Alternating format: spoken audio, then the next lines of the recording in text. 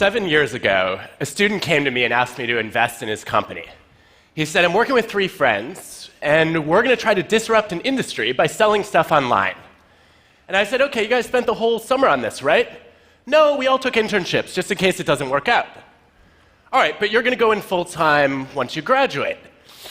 Not exactly. We've all lined up backup jobs. 6 months go by. It's the day before the company launches, and there is still not a functioning website. You guys realize the entire company is a website. That's literally all it is. So I obviously declined to invest. And they ended up naming the company Warby Parker. They sell glasses online. They were recently recognized as the world's most innovative company and valued at over $1 billion. And now, my wife handles our investments. Why was I so wrong? To find out, I've been studying people that I come to call originals. Originals are nonconformists, people who not only have new ideas, but take action to champion them. They're people who stand out and speak up. Originals drive creativity and change in the world. They're the people you want to bet on, and they look nothing like I expected. I want to show you today 3 things I've learned about recognizing originals and becoming a little bit more like them. So, the first reason that I passed on Warby Parker was they were really slow getting off the ground. Now, you are all intimately familiar with the mind of a procrastinator. Well, I have a confession for you. I'm the opposite. I'm a precrastinator. Yes, that's an actual term. You know that panic you feel a few hours before a big deadline when you haven't done anything yet? I just feel that a few months ahead of time. So this started early. When I was a kid, I took Nintendo games very seriously. I would wake up at 5 a.m., start playing, and not stop until I had mastered them. Eventually, it got so out of hand that a local newspaper came and did a story on the dark side of Nintendo, starring me.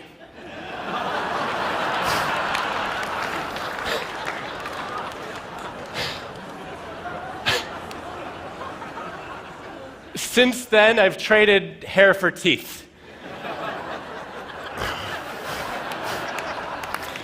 But this served me well in college, because I finished my senior thesis 4 months before the deadline. And I was proud of that. Until a few years ago, I had a student named Jihei who came to me and said, I have my most creative ideas when I'm procrastinating. And I was like, that's cute. Where are the 4 papers you owe me? No, she was one of our most creative students, and as an organizational psychologist, this is the kind of idea that I test. So I challenged her to get some data. She goes into a bunch of companies. She has people to fill out surveys about how often they procrastinate. Then she gets their bosses to rate how creative and innovative they are. And sure enough, the precrastinators like me who rush in and do everything early are rated as less creative than people who procrastinate moderately. So I want to know what happens to the chronic procrastinators. She's like, I don't know, they didn't fill out my survey. No, here are our results. You actually do see that the people who wait till the last minute are so busy goofing off that they don't have any new ideas. And on the flip side, the people who race in are in such a frenzy of anxiety that they don't have original thoughts either. There's a sweet spot where originals seem to live. Why is this? Maybe original people just have bad work habits. Maybe procrastinating does not cause creativity. To find out, we designed some experiments. We asked people to generate new business ideas. And then we get independent raters to evaluate how creative and useful they are. And some of them are asked to do the task right away. Others we randomly assign to procrastinate by dangling Minesweeper in front of them for either 5 or 10 minutes.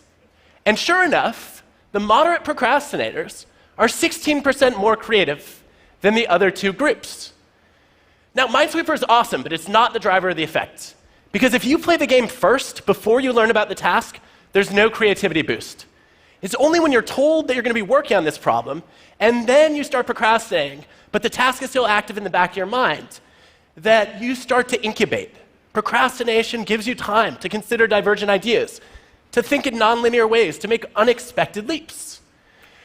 So just as we were finishing these experiments, I was starting to write a book about originals. And I thought, this is the perfect time to teach myself to procrastinate while writing a chapter on procrastination. So I meta-procrastinated. And like any self-respecting precrastinator, I woke up early the next morning and I made a to-do list with steps on how to procrastinate. And then I worked diligently toward my goal of not making progress toward my goal. I started writing the procrastination chapter, and one day I was halfway through. I literally put it away in mid-sentence for months. It was agony. But when I came back to it, I had all sorts of new ideas. As Aaron Sorkin put it, you call it procrastinating, I call it thinking. And along the way, I discovered that a lot of great originals in history were procrastinators. Take Leonardo da Vinci. He toiled on and off for 16 years on the Mona Lisa. He felt like a failure. He wrote as much in his journal. But some of the diversions he took in optics transformed the way that he modeled light and made him into a much better painter. What about Martin Luther King Jr.? The night before the biggest speech of his life, the March on Washington, he was up past 3 a.m. rewriting it. He's sitting in the audience waiting for his turn to go on stage, and he is still scribbling notes and crossing out lines. When he gets on stage, 11 minutes in, he leaves his prepared remarks to utter 4 words that changed the course of history. I have a dream. That was not in the script. By delaying the task of finalizing the speech until the very last minute, he left himself open to the widest range of possible ideas. And because the text wasn't set in stone, he had freedom to improvise. Procrastinating is a vice when it comes to productivity, but it can be a virtue for creativity. What you see with a lot of great originals is that they are quick to start, but they're slow to finish. And this is what I missed with Warby Parker. When they were dragging their heels for 6 months, I looked at them and said, you know, a lot of other companies are starting to sell glasses online. They missed the first mover advantage. But what I didn't realize was they were spending all that time trying to figure out how to get people to be comfortable ordering glasses online. And it turns out the first mover advantage is mostly a myth. Look at a classic study of over 50 product categories, comparing the first movers who created the market with the improvers who introduced something different and better. What you see is that the first movers had a failure rate of 47%, compared with only 8% for the improvers. Look at Facebook, waiting to build a social network until after MySpace and Friendster. Look at Google, waiting for years after Alta Vista and Yahoo. It's much easier to improve on somebody else's idea than it is to create something new from scratch.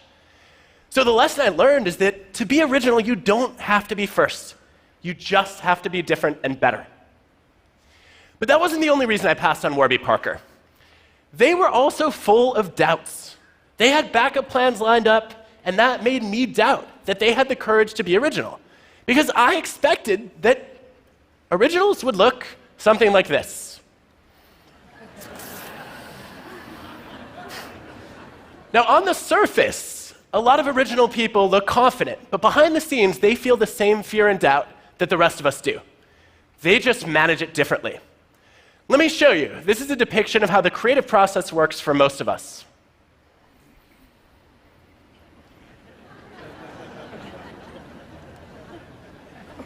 Now, in my research, I discovered there are 2 different kinds of doubt. There's self-doubt and idea doubt.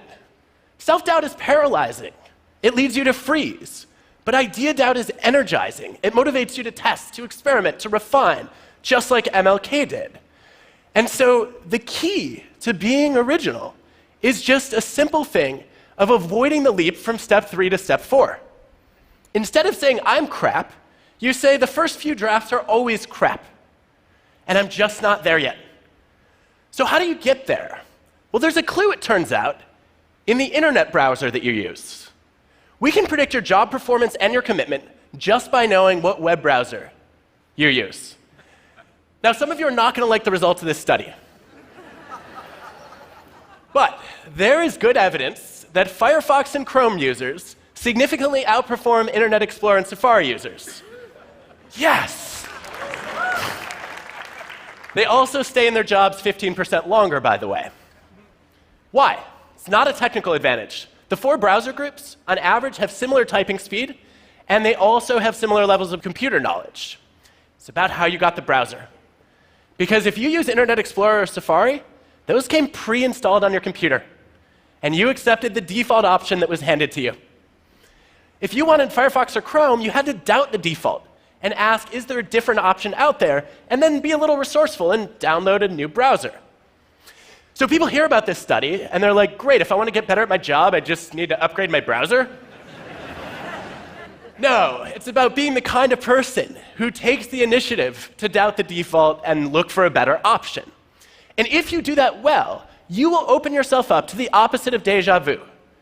There's a name for it. It's called vujade. Vujade is when you look at something you've seen many times before and all of a sudden see it with fresh eyes. It's a screenwriter who looks at a movie script that can't get the green light for more than half a century. In every past version, the main character has been an evil queen. But Jennifer Lee starts to question whether that makes sense. She rewrites the first act, reinvents the villain as a tortured hero, and Frozen becomes the most successful animated movie ever. So there's a simple message from this story. When you feel doubt, don't let it go. What about fear? Originals feel fear too. They're afraid of failing. But what sets them apart from the rest of us is that they're even more afraid of failing to try. They know you can fail by starting a business that goes bankrupt or by failing to start a business at all. They know that in the long run, our biggest regrets are not our actions, but our inactions. The things we wish we could redo, if you look at the science, are the chances not taken. Elon Musk told me recently he didn't expect Tesla to succeed. He was sure the first few SpaceX launches would fail to make it to orbit, let alone get back. But it was too important not to try. And for so many of us, when we have an important idea, we don't bother to try. But I have some good news for you. You're not going to get judged on your bad ideas. A lot of people think they will. If you look across industries and ask people about their biggest idea, their most important suggestion, 85% of them stayed silent instead of speaking up. They're afraid of embarrassing themselves, of looking stupid. But guess what? Originals have lots and lots of bad ideas. Tons of them, in fact. Take the guy who invented this. Do you care that he came up with a talking doll so creepy that it scared not only kids but adults too? No, you celebrate Thomas Edison for pioneering the light bulb. If you look across fields, the greatest originals are the ones who fail the most, because they're the ones who try the most. Take classical composers, the best of the best. Why do some of them get more pages in encyclopedias than others, and also have their compositions re-recorded more times? One of the best predictors is the sheer volume of compositions that they generate. The more output you churn out, the more variety you get, and the better your chances of stumbling on something truly original. Even the 3 icons of classical music, Bach, Beethoven, Mozart, had to generate hundreds and hundreds of compositions to come up with a much smaller number of masterpieces. Now, you may be wondering, how did this guy become great without doing a whole lot? I don't know how Wagner pulled that off. But for most of us, if we want to be more original, we have to generate more ideas. The Warby Parker founders, when they were trying to name their company, they needed something sophisticated, unique, with no negative associations to build a retail brand. And they tested over 2,000 possibilities before they finally put together Warby and Parker. So if you put all this together, what you see is that originals are not that different from the rest of us. They feel fear and doubt. They procrastinate. They have bad ideas. And sometimes it's not in spite of those qualities, but because of them, that they succeed. So when you see those things, don't make the same mistake I did. Don't write them off. And when that's you, don't count yourself out either. Know that being quick to start but slow to finish can boost your creativity. That you can motivate yourself by doubting your ideas and embracing the fear of failing to try. And that you need a lot of bad ideas in order to get a few good ones. Look, being original is not easy, But I have no doubt about this. It's the best way to improve the world around us. Thank you.